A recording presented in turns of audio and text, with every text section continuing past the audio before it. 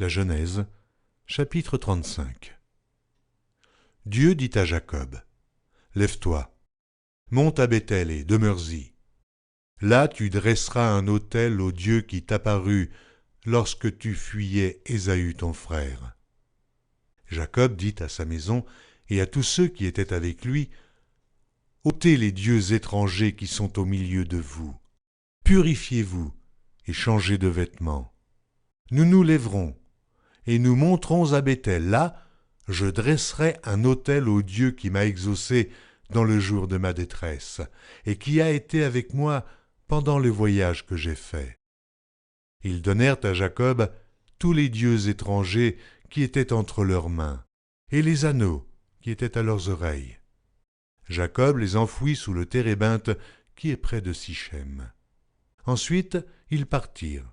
La terreur de Dieu se répandit sur les villes qui les entouraient, et l'on ne poursuivit point les fils de Jacob.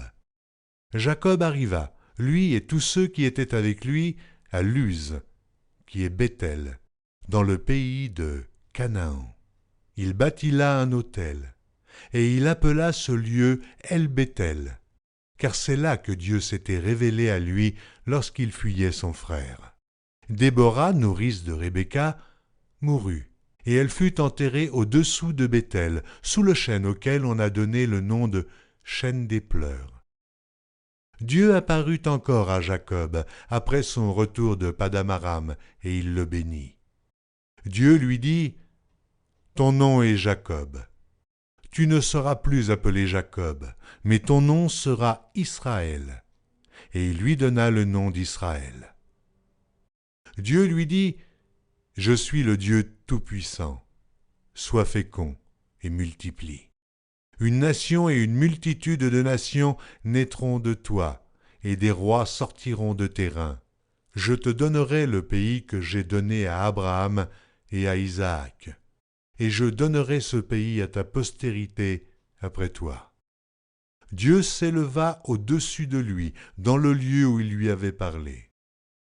Et Jacob dressa un monument dans le lieu où Dieu lui avait parlé, un monument de pierre sur lequel il fit une libation et versa de l'huile. Jacob donna le nom de Béthel au lieu où Dieu lui avait parlé. Ils partirent de Béthel, et il y avait encore une certaine distance jusqu'à Ephrata, lorsque Rachel accoucha. Elle eut un accouchement pénible. Et pendant les douleurs de l'enfantement, la sage-femme lui dit, « Ne crains point, car tu as encore un fils. » Et comme elle allait rendre l'âme, car elle était mourante, elle lui donna le nom de Benoni. Mais le père l'appela Benjamin. Rachel mourut, et elle fut enterrée sur le chemin d'Ephrata, qui est Bethléem. Jacob éleva un monument sur son sépulcre. C'est le monument du sépulcre de Rachel, qui existe encore aujourd'hui. Israël partit, et il dressa sa tente au-delà de Migdal-Éder. Pendant qu'Israël habitait cette contrée, Ruben alla coucher avec Bila, concubine de son père. Et Israël l'apprit. Les fils de Jacob étaient au nombre de 12. Fils de Léa, Ruben, premier-né de Jacob, Siméon, Lévi, Juda, Issachar et Zabulon. Fils de Rachel, Joseph et Benjamin.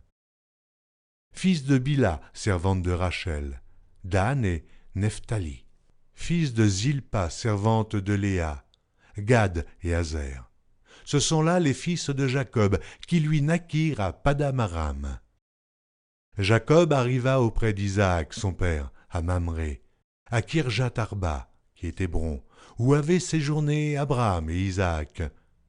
Les jours d'Isaac furent de 180 ans. Il expira et mourut, et il fut recueilli auprès de son peuple, âgé et rassasié de jours, et Ésaü et Jacob ses fils l'enterrèrent.